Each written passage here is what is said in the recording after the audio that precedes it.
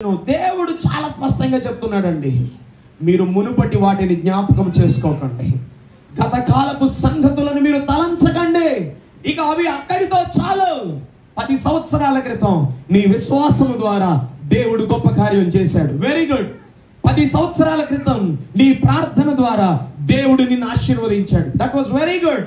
10 సంవత్సరాల క్రితం లేదా 5 సంవత్సరాల క్రితం ప్రభు నీ భేద స్థితిలో, నీ పేదరికములో నిన్ను దర్శించి ఈ రోజున నీకు విజయమును, ఘనతను తీసుకొచ్చాడు. గత కాలపు ఆశీర్వాదాలు, గత కాలపు విశ్వాసం, గత కాలపు ప్రార్థనలు, గత కాలపు గాయాలు, గత కాలపు విజయాలు, గత కాలపు ఓటములు ఇవేవి మీరు తలంచకండి.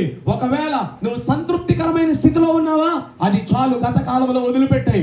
లేదా నువ్వు ఓడిపోయిన స్థితిలో ఉన్నావా, దానిని కూడా గత కాలంలో వదిలిపెట్టాయి. ఈ రోజున నీ జీవితంలో ఒక నూతన ఆరంభము జరగబోతున్నది.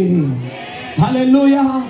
ఆయన అరణ్యములో నదులను పారజేయు దేవుడు. స్తోత్రం చెప్పండి. అందరూ బిగ్గరగా చెప్తారా? ఏం చేయబోతున్నాడు ఆయన?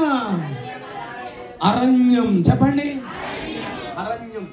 అరణ్యపు అనుభవము ఎంతమందికి ఇష్టం? ఎవరికైనా ఇష్టమా? ఎవరికి ఇష్టం ఉండదు. ఎందుకంటే అరణ్యపు అనుభవం బాధ, నిట్టూర్పు, వేదన, కలిమిలుంటాయి, లేమిలుంటాయి, అసమాధానం ఉంటుంది, నిస్సహాయత ఉంటుంది. ఎన్ని చెట్లున్నా నువ్వు ఆహారం తినడానికి ఆ చెట్ల ఫలాలు కూడా కొన్నిసార్లు నీకు నిరుపయోగంగా ఉంటాయి. అవి తినడానికి యోగ్యమైనవి కావు. అడవి మృగాలు సంచరిస్తాయి అరణ్యములో. గచ్చ పొదలు, ముళ్ళ పొదలు ఉంటాయి, లోయలుంటాయి, లేకపోతే ఎత్తైనటువంటి కొండలుంటాయి, ఎక్కలేము.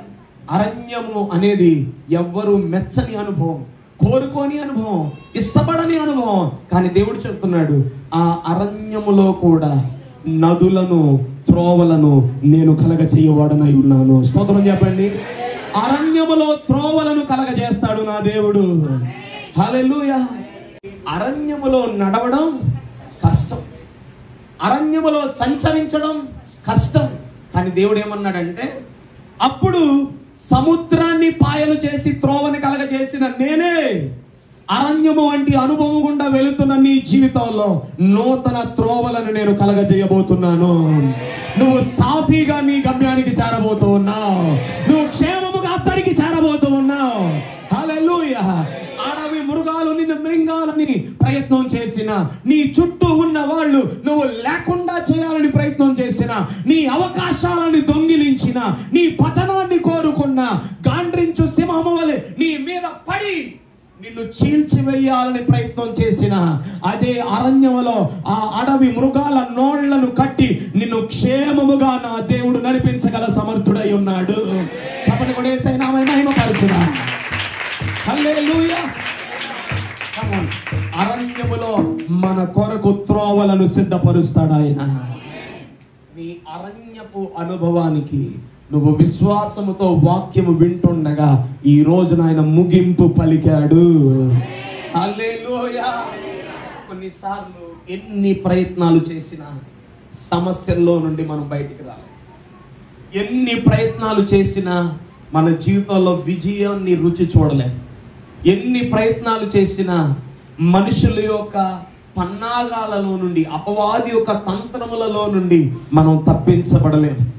అలా ఎన్నోసార్లు నలిగిపోయిన వాళ్ళు ఇక్కడ ఉన్నారు, కృంగిపోయిన వాళ్ళు ఇక్కడ ఉన్నారు, ఓడిపోయిన వారు ఇక్కడ ఉన్నారు, విరిగిపోయిన వాళ్ళు ఇక్కడ ఉన్నారు. దైవ సేవకుడిగా మీ అందరి కొరకు ప్రార్థించే వ్యక్తిగా తండ్రి హృదయంతో చెబుతున్నాను, ఈ రోజున నీ అరణ్యపు జీవితానికి నా దేవుడు ముగింపు పలికాడు. స్తోత్రం చెప్పండి.